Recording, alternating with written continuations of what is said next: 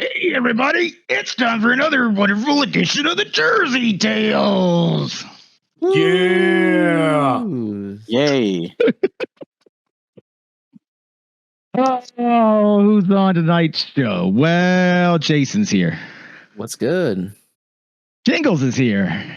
I'm doing better than Fanatics. Dialox is here. Howdy, howdy. We've got producer Lexi in the box. And it's me, Aquino, Red the Ram. Welcome, everybody, to the Jersey Tales. All right, so first out of the gate, we've got the NFL Combine. And there's been some wide receiver numbers to come in. And I, for one, am super excited about the wide receiver numbers for a very specific reason. So there was a record that was broken with the wide receivers. I don't know if anyone's familiar. Mm-hmm. Yep. It's been all over Twitter for sure. So Xavier Worthy. Oh yeah. You go ahead and draft Mr. Speedy Boy because we've had that. So if you don't know, the previous record holder was a wide receiver named Ross that the Bengals took at slot 9. Yes, John Ross. And what did he do in the NFL by chance? Enlighten us. He was a professional injury. Case. Yeah. There you go. Yeah, so he had a couple of breakout games, or he had one breakout game, like one game where he just set the world on fire, and then he had a second game that he played this was in like his second season. So his first game that he played in the second season, he eclipsed, I think, his entire rookie. It was either by the end of the first game or the end of his second game, he eclipsed the entire receiving and yardage that he had done his entire rookie year. Nice. And then he gets hurt again. And yeah, it's like, I don't know what to do about this because he had a chance to be a world beater. I mean, he was right there with AJ Green. So that could have been that 1-2 punch that we desperately would have needed. But he spent the entire time injured. And then, because I think once he was done, we didn't pick up the 5th year option. And I think the Giants took him. And I think he maybe hit 260 yards receiving with them for an entire year. Also, again, got hurt. And then Kansas City signed him to, I think, the practice squad. And he just retired. That was it. Just gone. I mean, I think he did end up walking away with it at least 15 million total in cash, but still, I mean, it's every year during the combine since we drafted Ross, they kept bringing up his name about setting the record, and then it was just rubbing salt in that wound because he just never did anything, and we basically wasted a first round pick on him because he just was just a complete bust. Now this guy, he may not be a complete bust, and I'm just being facetious, but it's great that the record's broken because that means I don't have to hear about it anymore. So I just, the bad man can't touch me anymore. Yeah, he did. I mean, like, that record is just crazy fast. But then everything else after that, it's somewhere between 4.33 and like 4.39-ish. That's where like basically the middle of the pack is, which that's still pretty fast, especially when you compare it to who they're probably going to be up against in the safeties and the defensive ends. And there wasn't a lot of them that were anywhere close to those numbers. So I don't know. This is also a pretty wide receiver heavy core or class that's coming in. So a lot of wide receivers, a handful of big name quarterbacks, and then a lot of meh. Because quarterback wise, I think only 4 of them participated in the combine, and I don't think Rattler did anything to help his case. But stranger things have happened. Yeah. Mel Kiper got him projected to go 32 overall to the Chiefs as the 9th wide receiver off the board. Xavier? Yeah. I'd be surprised if he's there that long, but I could be wrong. running back wise, there was a lot of running backs too. And again, on the 40s, you're looking at, you had one dude that was like 4.33 out of Louisville. And he was a beast for us. Garindo. Yeah. Yeah. And then after that, there's a lot of 3.8s, 3.9s, and then everything goes into the 4s after that. So, I mean, solid running backs, but, nothing that's going to be a world beater on that. So, which kind of segues to my next point on this, which is because there's a lot of quarterbacks and a lot of other folks that are just not participating in the combine. And I was just curious what your take was, Cy, on that. Like, what do you think? So I think for certain people, the combine can help. People who are coming out of smaller schools who don't have as much tape on them, maybe those who only have 1 year of play, so to speak. But someone like Caleb Williams and Drake May, I don't believe they need to participate at the combine. For Caleb Williams, there's no upside to it. You've shown all you can show at USC. You're a Heisman-winning quarterback. The tape is out there. Everyone knows what you're capable of and can do. But someone say, I don't know, a Jaden Daniels or even a Michael Penix Jr., there still may be questions on, what can they potentially offer at the next level. Sure, I might say, okay, you need to go participate. But I think it's sort of a time and place situation. Also, with some of the questions that get asked at the combine, like I think Rome Odunze was asked, could he land a plane in an emergency? Like, how is that helpful? How does that help determine, oh, I want to draft this guy because he can land a plane, safely? Well, maybe he's good at Flight Simulator and that's why he can do that. But that doesn't translate to football. It's, I think for some, sure, you should definitely do it. But for others who we know what you're capable of, you're only going to hurt yourself if you don't live up to expectations. I mean, where would you say the cutoff is? Like what projected spot in the draft? Like if you're this, supposed potentially first round pick, or where on that are you just like, nah, I'm not doing the combine? But you see, the problem with that is, I feel like even if we go by projected first round picks, that's so deceiving because you have someone like JJ McCarthy who, for whatever reason, is probably going to be taken in the first round, and he should not be in the same category as May, Penix, or Williams, but he's being put there because of the media. He needs to go to the combine.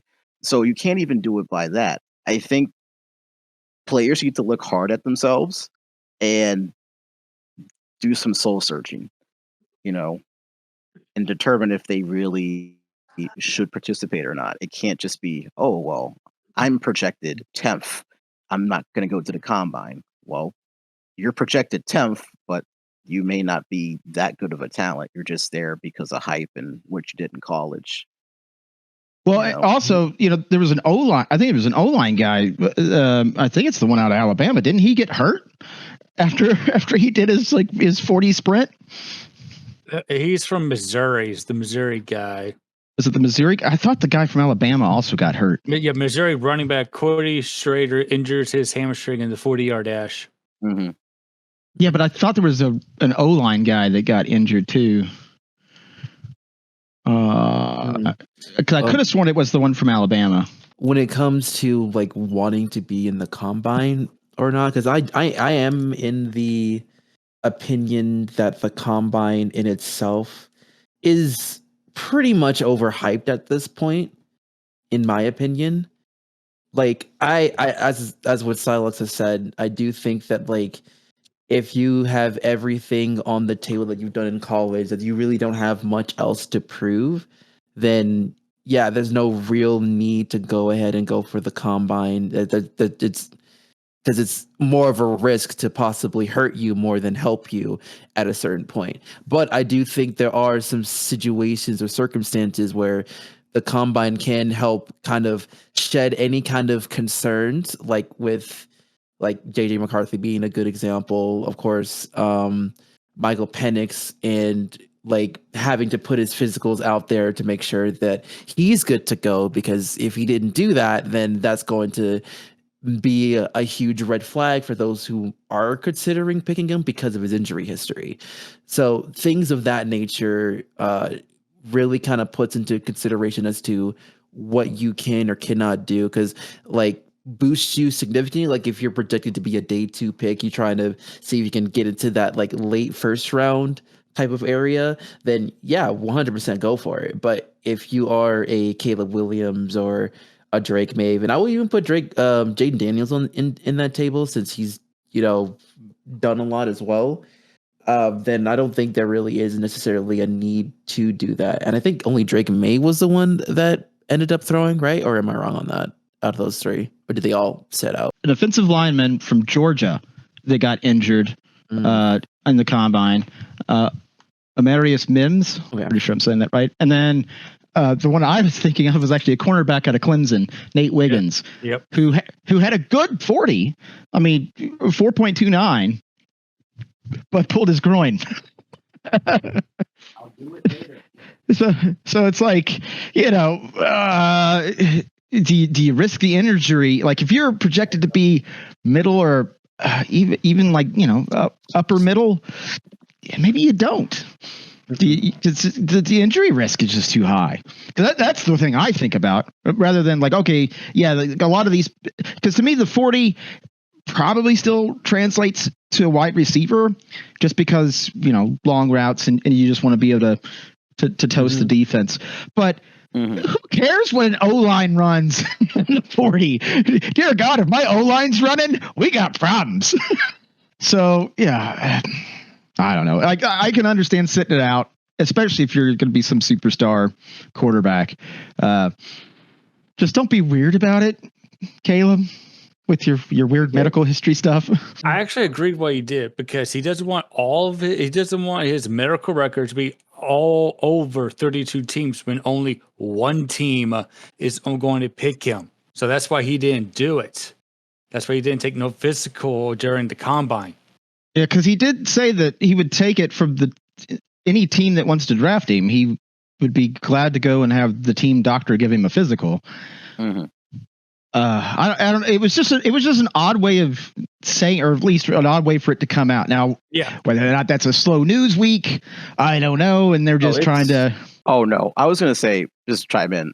Trust me, if he wanted to not be picked by a team, he could just pull an Eli. He doesn't need to. Yeah, that's what I'm saying. Or not put them out there. You know, he could just do that. But I think for Caleb Williams, this was a situation where this wasn't a win-win situation, and him sitting out the combine was his best move. So I know he's getting flack for that by the sports media landscape and some people on Twitter, but again, what else does he have to prove? You've seen the tape. It's out there. The man's won a Heisman. He's capable of playing. Yeah. Why does he need to do this? He's also not the only one he's also not the only quarterback that sat out either. It's just only 4 of them did it. So overall pick, 1 of 2 things it's gonna happen. Either you're walking on water and you're kissing babies and you're saving, burning old ladies out of buildings or whatever. Burning old ladies out of buildings. Oh well, you can do no wrong, right? Like you're the hero of the sport, or it's we are not quite sure he actually deserves to be number 1, so we're gonna sit here and try and find all these little negative things, even though that there's no better option that's actually out here on the board. We're still gonna sit here and try and take them down a peg, and it happens every year because you've either got someone like the guy out of Jacksonville, Trevor Lawrence. Yeah, like when he was up there on the draft board, like that's all everyone talked about was how great he was, especially in college, and that he could do no wrong, and he's just such a great, upstanding guy. And then you compare him to other first rounders, it was completely different, right? They were just constantly trying to tear up, like it's like what we're seeing here, where there's got to be something wrong with him. Like way egregious than what it has been in years past. Yeah, I mean, and then there was like when Lamar came in, nobody knew what to do with him, and so he just ended up. He went 32, right? Yeah, He was the back in the last, back in the first round. which is just ridiculous because you look at his numbers and it's like, look, it's just to get him on there, man. Like you got to give him a first rounder, but if other teams don't want him and don't know what to do with him, heck, even the guys that drafted him didn't know what to do with him. That's how he's ended up over with the Ravens. Yeah, I mean, but yeah, I mean, I completely agree that like it depends on what this goes back to like a side discussion that I was having with Jason is, the fact that the battery of tests, very few of those apply to those particular positions. Now, the ones that we do, like, do you really care how much wide receiver can bench? No. Just like you don't care how fast an O-lineman is at the 40. You don't. But now I care a little bit about a wide receiver's 40, and I do care quite a bit about how much an O-line guy can bench. Oh, absolutely. Mm-hmm. Maybe they ought to split it out instead of sitting there and making me look at, running backs, comparing them to, again, O-line or defensive tackles. And, just give you a battery test for the position that you're running, or that you're placing for. Now, I guess if you're flexible on what position you're going to go to and fill in an NFL team, maybe do all of them. If that's, if there's some giant refrigerator sized running back out there that's like, well, I could be a defensive tackle, I suppose. And then it would make sense, but I don't know. Well, in keeping with the combine, real quick, I guess since quarterback is the end all be all in the NFL these days, is there any quarterback you guys think who probably hurt themselves or elevated themselves or anything like that? Doesn't have to be the main six, I guess, that the media has crowned. Rattler. Yeah, Rattler's the only one that I can think of. Like I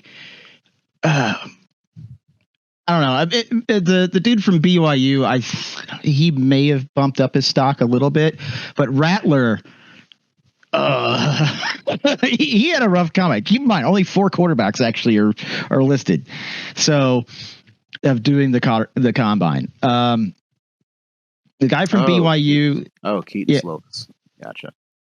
I think he helped himself a little bit. I think he bumped himself up a little bit. Now, who's going to take him, I'm not sure. But Rattler, to me, I think he hurt himself. Honestly, I remember, slight off topic, I remember when the media had adorned Spencer Rattler as like the next big thing at Oklahoma.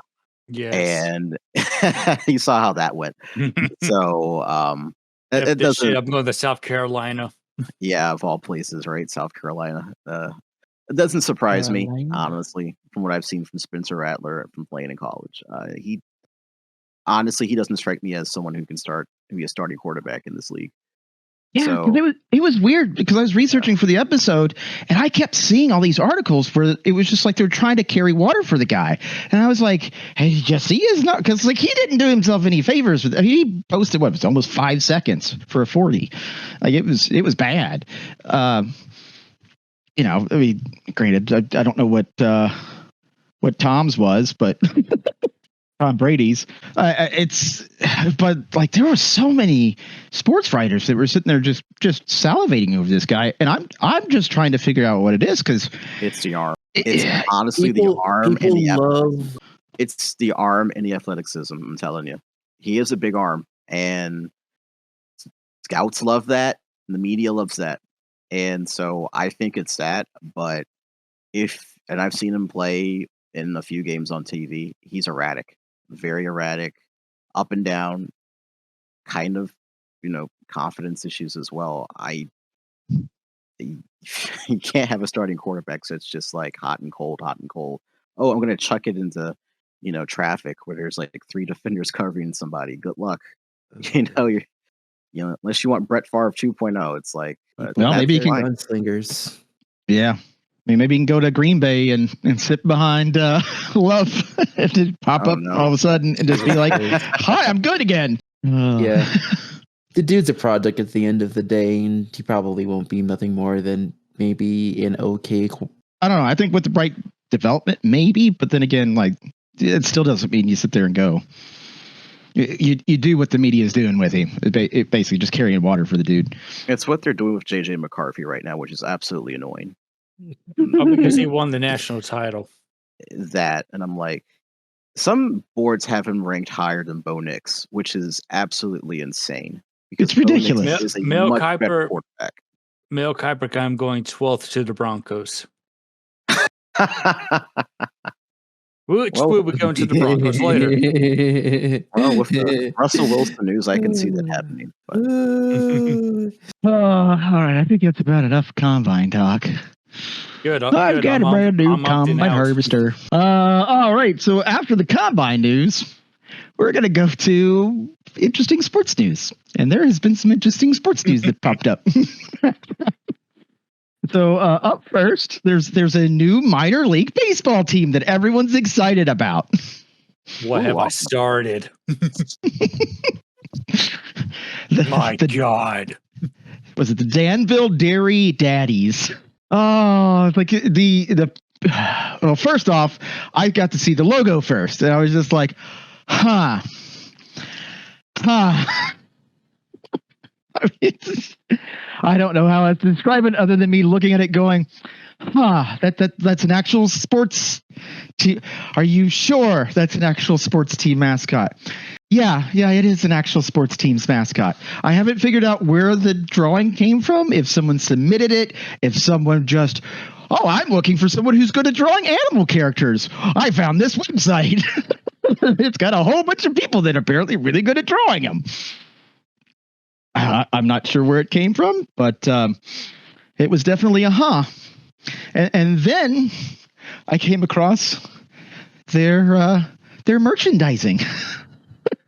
I'm seeing it. I'm seeing it. So one of the shirts just says "Get milked?" ? Make I sure you do get see make sure you get a skim size. That was the other thing. Is the shop had the sizes up, and it had it. And if anyone isn't aware, let me just go ahead and I'll throw it here in general real quick, so that y'all can see. That's great. Okay, I just saw it. Whole That's milk. crazy. Yo, I just looked at the sites. That's insane, bro. All right, so there's everything right there for you. Yes, I need to get one of these shirts now. I'm now hooked. I'm here for it. That's awesome, dude. Oh my gosh. Oh goodness. The sizes they have are skim, 1%, 2%, whole, creamy, extra creamy. So coming to a convention near you, I'm sure there'll be a lot of baseball fans that'll just magically pop up at our next convention. Where are they is it like in Texas or something? Danville's in Virginia, South Virginia. Okay, gotcha. Yep. Well, I mean, Southern flair, I gotta give credit is due. It would have been work if it was in Wisconsin. Yeah, like I don't know, is it like sponsored? Do we know where the name came from? Like, was it sponsored by, like a dairy farmers kind of thing? I don't know, but someone needs to check on Mrs. Met because she hasn't left her husband for the Dairy Daddy yet. I don't know what she's doing. I don't know, man. I find that great. I find this like amazing. Also, We dude. play on a field of creams. What the fuck? Hashtag get milked. Yeah, Bro. I mean it's a thing. They're Like, I running was thinking, away with this. Oh, that's So- great. like here's Sports Nation, and they're referring to the sexy anthropomorphic cow mascot, challenging your preconceived notions of baseball mascots. Oh, I had 100 people on the their tweets are insane too. Jesus Christ. so the crazy part is it's not the first weird mascot to come out of Danville. So Danville's other established team is the Danville Otterbots. Yeah. Otterbots? Yep, I saw Yeah. that as well. I have to look this up. What an Otterbot It's is. cute. I type in Otterbot and then I get Otter.ai. AI meeting and note taking. It's not what I Nice. wanted. I don't know if I would call it cute. It's definitely. Oh, this is something. It looks like an otter is cosplaying as. What's that DC character? Cyborg? No, the DC character that kills Superman. Spoilers. Oh, Brainiac. Oh No, kills Superman, not tries to kill Superman. The one that actually did it. Is it Doomsday? I don't Doomsday care for killed- Superman, but Doomsday. It gives didn't me- kill Superman. yeah, Oh, Dark Star. Isn't that it? I don't know who that is. Oh gosh, I'm sitting here looking I at a don't know. picture of I'm a him. Marvel I don't know. person. Oh God, who's the guy from Marvel that's like a robot? But he's red. He looks like Vision from Marvel. But if he was Dark blue. Seed Oh, Dark Side. Yes. or Seed, right? SEID, or are they saying Dark Side? I always call him Dark Side. I don't know. I'm sure I'm not a- comic book nerds, and they'll have a comment. Yes, because there's a huge overlap over sports nerds and DC comic nerds. But yeah, I mean that's who the Otter bots look like. So now that we've gone down that rabbit hole, speaking of, Rabbit holes. so I don't know if you hang on. I got my setup for this one. I don't know if you know this, but the NFL every year submits a survey to their players, where they fill out, how their club is ranked basically amongst the other teams. And, it covers things like food in the cafeteria, the weight room, the locker room. There's all these important things, and they're all given a grade by the players, the coaching staff, etc. One of the big ones is values family.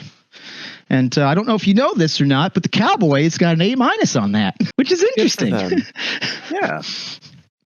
Especially since currently Jerry Jones is in the process of fighting a legal battle with a presumed illegitimate child who has sued him and has won that he must now take a paternity test to find out whether or not he is the father. Now, go ahead. Glory hole days. And he was drilling for some Texas oil. Now, the part that's interesting about this is the age of the young lady. Because the reason why she's suing is because when she was born, her mother entered into an agreement with Jerry Jones basically to keep the whole thing quiet in exchange for cash. And, it was part of a legal binding agreement thing, but her mother had entered into it. And so part of the argument is that she shouldn't be held to an agreement that her mother made with Jerry, especially now that she's no longer a minor and not a beneficiary of it, because the whole thing is that she wants to go into politics, and she can't really go into politics if she happens to be Jerry Jones's secretly, illegitimate child or whatever, and she wants everything out in the open just so she can run. But the interesting part about the whole thing is the young lady is 27 years old. So if you go back and look what happened 27 years ago in football with the Cowboys, Oh. The last Super Bowl. the Jerry went out and celebrated a little too much. But yeah, so like the whole story, like the whole thing is weird because it's, first off, it's Jerry Jones, and there's that. And apparently he was paying her mother like a huge sum of cash just to keep everything quiet. But the fact that this finally came out, it's like, interesting news week for the Cowboys, especially since that was what I saw. Like, values family, A-. Well, I guess we know what they got dinged for. I really want to buy this. And also, you need to stop feeding your players Skyline chili. That's about to give you an F-. Yeah. I'm Look, convinced that Skyline chili is bad because of that F-. Well, all right. So, first off, see, like the nice thing is I'm a transplant into the Cincinnati area. I've always been a Bengals fan, but I'm not actually from Cincinnati.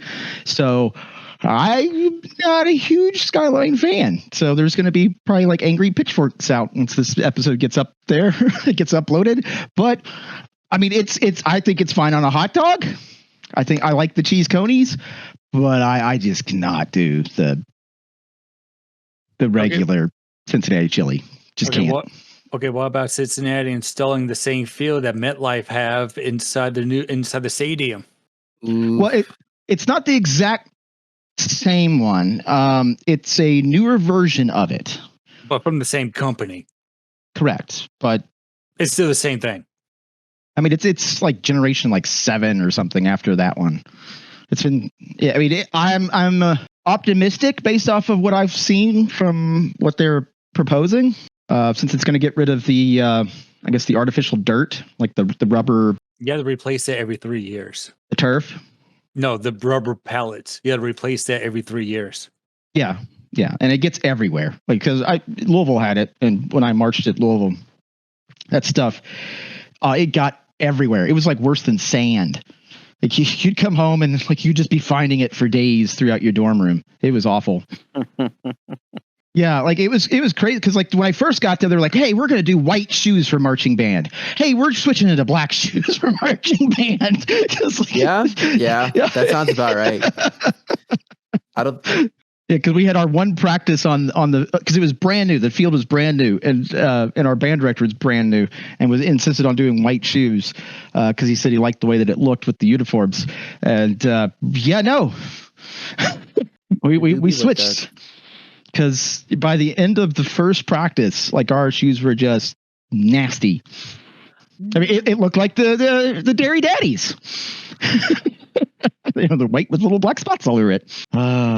So once we get out of the Dallas world, so they are proposing changes to kickoff, and there are 2 front runners.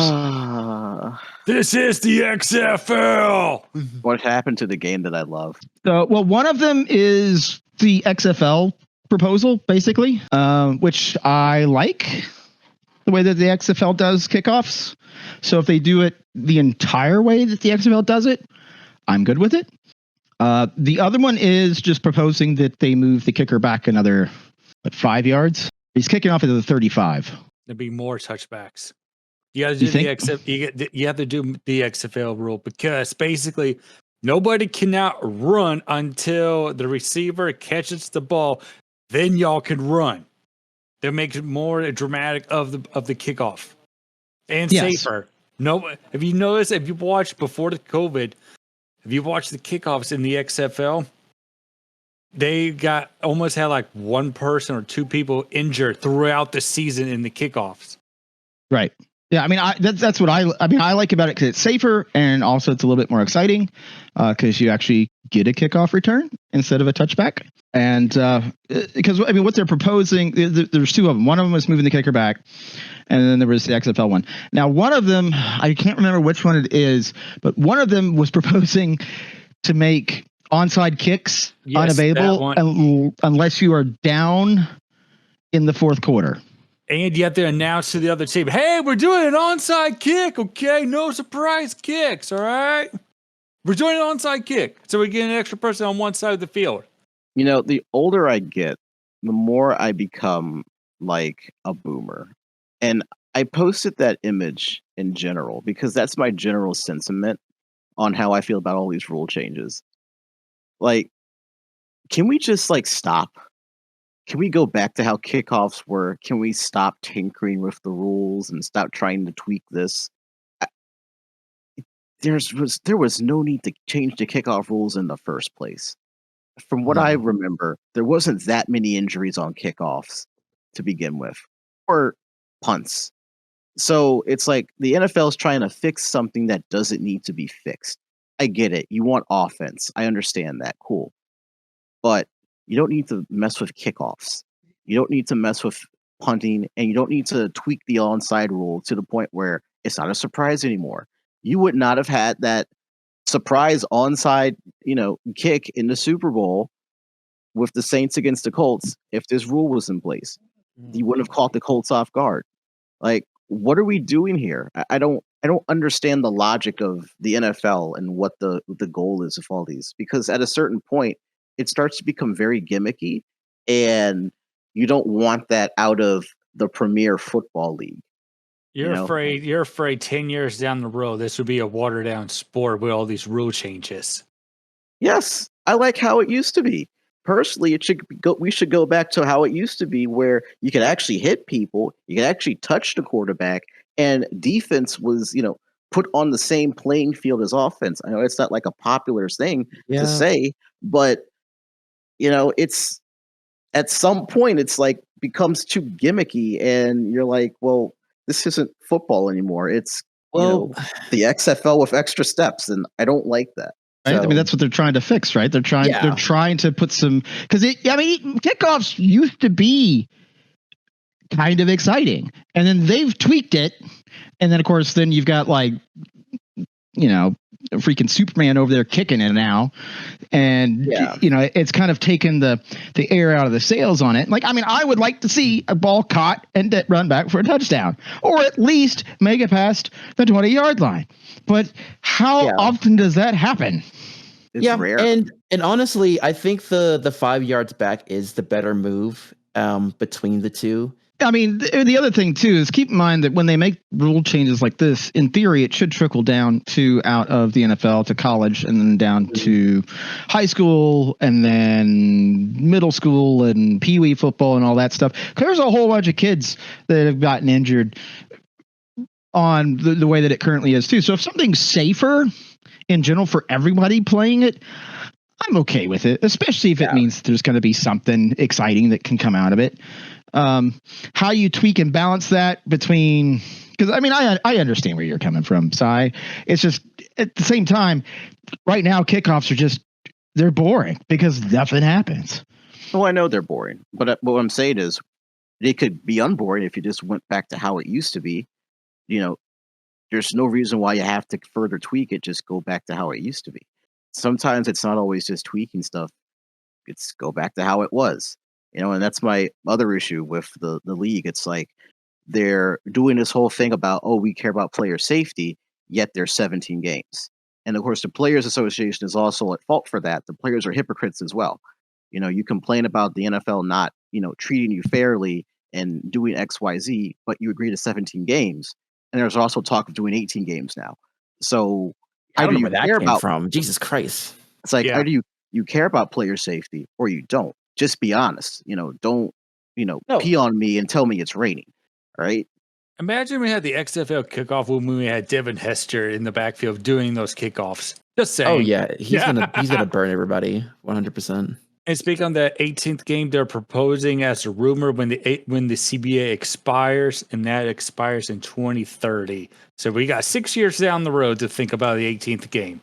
Yeah, I go back to 16. They're not doing that. That's money. You know that. It was such a nice number, though. You could. It was a nice number. Trust me. But if they go up to 18, you'll have 99. Oh my god. Well, back to the offensive side, we've got some roster moves. Yes, some very interesting roster news. So Broncos are saying see ya to Wilson and are going to be eating $85 million. It's the largest dead cap, I think, in NFL history. It is. Yep. It bypasses the other two combined. Yeah. Like, jeez. Where's he going? Or is he done? I don't think he's done. No, he's not done.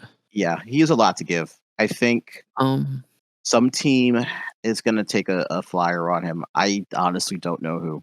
I would have said, if you would have told me, I would have said the Steelers a week ago, but there's a report out that they're not interested in anybody in free agency, at least the big names that have been mentioned. That's so funny. Outside of them, I don't know where Wilson goes. But last I saw, he was offering up like a stupid cheap contract to whoever, because he's got all that guaranteed money, so he doesn't care. So I mean, it was something like what, 1.2 million or 1.2, whatever the minimum was. As far as teams go that are close to playoff contention, a few come to mind. The Seahawks, but there's no way he's going to go back there. No shot. The Raiders, but Antonio Pierce has already said they're done, trying to hook up with, journeyman, quarterbacks to do whatever. Baggage QBs. I'll call them baggage QBs. Here's an intriguing spot, and this isn't a playoff team, the Giants. They are in sort of this weird no man's land right now because of who they have with Daniel Jones and Tommy Cutlets. Russell Wilson for a year, That team's not going to be good. You know, it's a bridge year. It gets them to, you know, who they're going to draft at quarterback next year. Do you really want to bench your $40 million quarterback? Yes, because he cannot play. Yes. Absolutely. The most expensive backup in NFL history. Yes. Let's go, baby. Well, and as far as how about them Giants? Hang on real quick. So the $85 million hit, that's what? That's his next 2 years, right? No. So basically, here's what the Broncos did. You can split it up. You can pay off 1 year or split up in 2 years. That's why they released him on the physical year for the NFL. They could pay it off for 1 year and pay it so they could have it all at once. If you release him after June the 1st, that's when they split it into 2 years. They don't want to do that for 2 years, so they just want to take it for one full hit. So for 2 years, it's $85 million total? Yes, but you just split it off. So if he can go somewhere, he can get a 2-year contract then? If he wants to. At cheap. So like you could potentially have Russell for 2 years. Yeah. You really want to win 2 Super Bowls in the next 5 years? What are you going to do? I mean, the good luck with that. Kansas City? Good luck with that. But like but being realistic, like I could see if he goes to a team that has a setup to where they can make a run, I can see him going there and making a little bit of magic. Really depending. Minnesota. If Cousins leaves or go down to the ATL, I will watch out, which is going to happen. Watch for the Vikings. The Vikings will be in a quarterback market very quickly. Yes. All right. So weird thought. Just what if the Browns just decide they're done with Watson? Do you really want to take $150 million cap hit? Then that will be considered the worst trade in NFL history. Like that will be assigned to the Browns. That's going to be assigned to the Browns real quick. People are already thinking that. I think that personally as well. But like that mantra will be slapped right onto Cleveland as soon as they cut him. So in that scenario, they're just like cutting. You'd say they're just cutting Deshaun. There's no way no one's trading for him. No, not at all. You cut him, but you're getting Wilson for basically peanuts. So, Wilson's coming out. Well, I thought Flacco had interest from other teams. Mm-hmm. I didn't hear about that. Yeah, I don't have Patriots. Patriots were interested, but Patriots are also interested in Baker. Yeah, I can't. I'm sorry, it's a business decision at this point. They would be fools to cut Deshaun Watson. Yeah, they don't want that. I'm reading up on it. It's a $200 million dead cap if you cut him.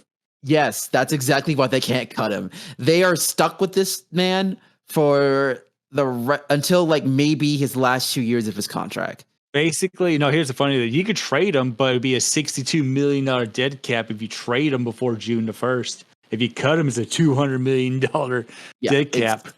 What about after June 1st?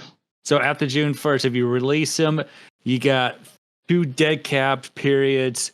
First one, it would be $155 million. In the 25, you got a 44 dead cap. If you trade him after the June 1st, you got a dead cap of 17 mil. Then another dead cap in 25 of 44 million. But you do save 46 million this year if you do that.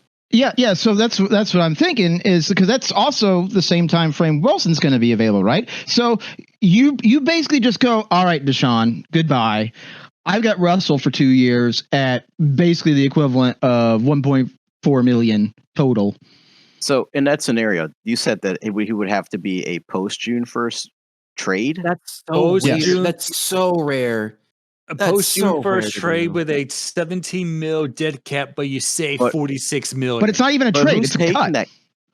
No, it's a trade. If you cut him, it'd be a $155 million dead cap, and you lose 92 million in the cap savings. But if you trade him, Yeah, who's going to Who's trade trading for for Wilson? No one's trading for Wilson. Okay. No one's trading for Wilson. Okay. So, So, what I was you're thinking stuck. was that you wait till June 1st, you cut Watson, and you have that nice 17 and 40 or whatever, which is Trade. If you, but so I guess after June 1st, and you cut him, what do you have to pay him? 150. $155 million dead cap, and the 25 you got a $44 million dead cap. Yeah, they're stuck with him. They cannot move him. Okay, There's just no way.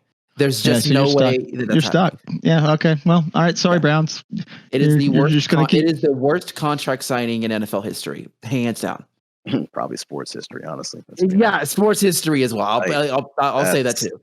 Like, it's up there. It's pretty bad. It's up there. It's pretty bad. Like, it's on par of Bobby Bonilla signing that contract. In love with the idea of having Mason Rudolph and Kenny Pickett, that eliminates possible destination for Russell Wilson and Kirk Cousins, and makes all this way more complicated than it needs to be. And let Cousins come to Atlanta. I don't know, man. Like, I like Cousins, don't get me wrong, but I guess we're just gonna go since we are on that topic. Like, I don't know, because yes, Cousins is a really good quarterback, and he's still proven that he can do it 100%. But it's just the injury history, man. Because if he has that same freak accident injury again for the second year in a row, and we have to bring Ritter back out there, I'm going to go and cry. I'm just going to go and just video game myself right then and there. It'll be over. I'll be like that one meme of the guy that was on the roof and people was just stopping. Hey, don't do it. It's just the Falcons. Yeah, no, I can't. I'm a little, that's what I'm afraid of. I can't go through that. The thing I was thinking about is, remember the offense that Zach Williams was running with when he was with the Rams? Who was his quarterback? He was quarterback with Sam. No. Darn me. Yes. Sam Bradford. You're about to say Sam Bradford? I know. No. Matthew Stafford. Matthew Stafford. Okay, what is he? A pocket passer. What's Kirk Cousins? A pocket passer. Why do you want to trade a second round pick for Justin Fields? Are you going to turn Justin Fields into Michael Vick? You can't. All right, it's going to take time for him to do like that. So you got to bring in Cousins, so he knows the offense. I would hope that he wouldn't try to turn into a Michael Vick, because Michael Vick is not like that off an overall the field. Quarterback. No, I'm not talking about his off the field stuff. I don't think okay, this is gonna piss other Falcon fans off if they say this, but Michael Vick wasn't all that when he was a QB here in Atlanta. Okay, the only problem was he wasn't accurate with the throwing. All right, yeah, he had Rodney Ryan, Percy, and Peerless Price, and Warwick Dunn, and Algie Comper as his weapons. All right. If you bring in Fields, if you try to make him like Michael Vick with London and Pitts and Robinson, I mean, it's almost the same thing. I think that Fields is a better overall QB than Michael Vick, but that's a take for another day. But yeah, I think that I'm sorry, what?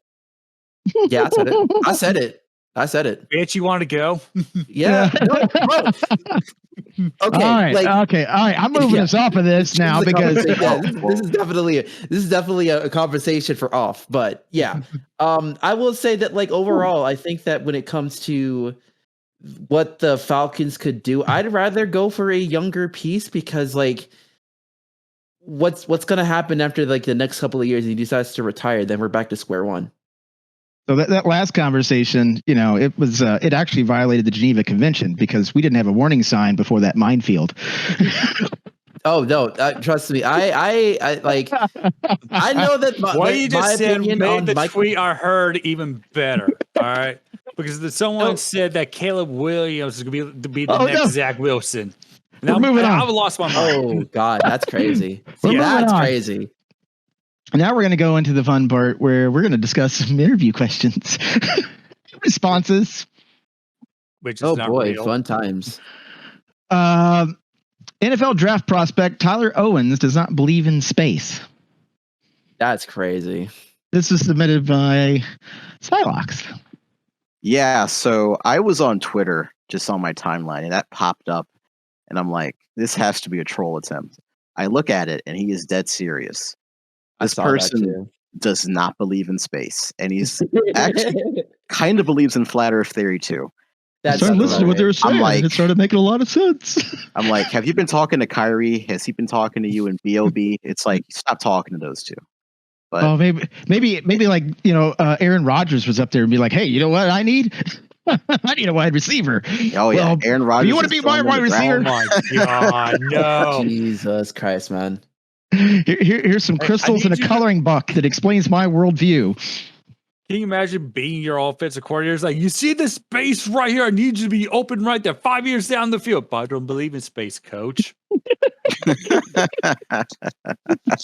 Oh God, could you just imagine like being like the offensive guru that's just like when I look at a field, everything's just it's like Rain Man, like the numbers are just flying by, and then all of a sudden you're like, all right, great, so let's talk about something other than football, because like all I can think about is football. Aaron, what do you think? Oh God, Aaron Rodgers is talking. Oh, I feel dumber. Okay, well that's fine. I'll talk to a smart wide receiver. So you went to the University of Texas, right? So what'd you learn down there? Well, let me tell you about my views on space. Like, no. Jesus Christ. Okay. So there's that. Like, okay. In terms of football, how that affects your football playing skills, I have no idea. Other than that, I don't know how you can't believe in space. That's a new one. I haven't heard that. I mean, yeah. I guarantee the government isn't like projecting stars up into the sky. As someone who works with the government, they're so dysfunctional. They wouldn't even be good at that. So I can tell you, if you look up that space, it's not some fake conspiracy. Quick correction. There, you'll see it. I want to say that this one was from not Texas. It was Texas Tech. Mm-hmm. Even worse. Yeah, it's supposed to be the smart one. Technical school.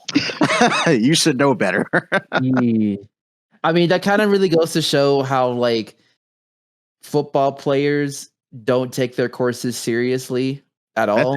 That's athletes in general. Kyrie went to Duke, and you hear what he says half the time. Yes, right? Exactly. It's like, I don't know. It's just like they only go there specifically just so they'll have a shot at the whatever professional league that they're trying to get into.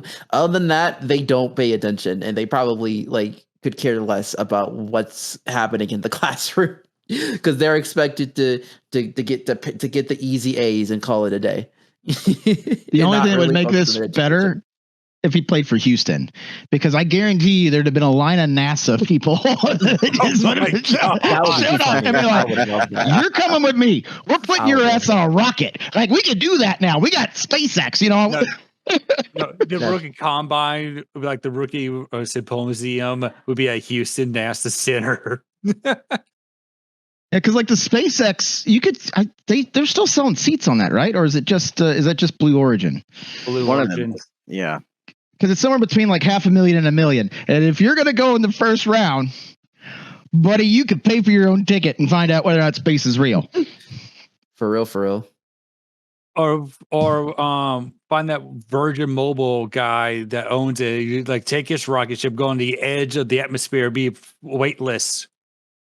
Well, now see, you got to go. You got to go higher. You actually got to go into space, because if you're just on the edge, he doesn't be like, "Oh, that's a cool trick and all." But like, I could tell by the pixels that was just an LCD screen.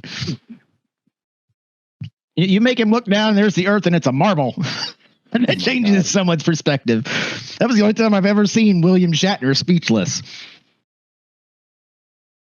All right. So the other fun thing, this is a lot less, I hope, a lot less controversial.